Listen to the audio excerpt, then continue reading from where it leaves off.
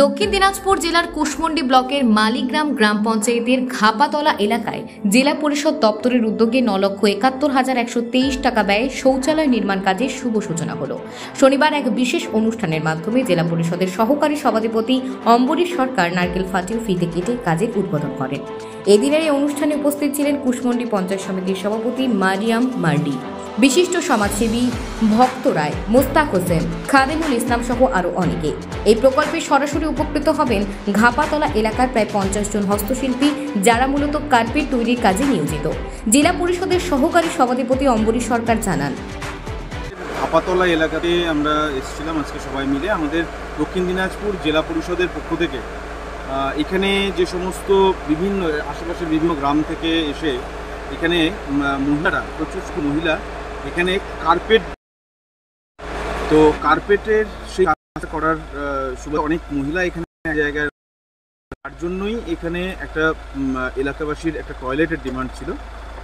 প্রচুর সংখ্যক মহিলা যেহেতু এক জায়গায় এসে কাজ করেন, একটা টয়লেট এবং একটু পানীয় জলে তার সঙ্গে ব্যবস্থা করে দেওয়া। তো টয়লেট ব্লকের কাজটা আজকে শুরু হলো দক্ষিণ দিনাজপুর জেলা পরিষদ এর পক্ষ থেকে। প্রায় ১০ কোটি টাকা ব্যয়ে এই টয়লেটটা তৈরি হবে, যেখানে সমস্ত জলের ব্যবস্থা, শৌচকর্মের ব্যবস্থা সমস্তটা থাকবে। হস্তশিল্পী সৃজনী মণ্ডল বলেন, ঘাপাতলা মালিগাঁও এখানে কমিউনিটি টয়লেটের উদ্বোধন হলো।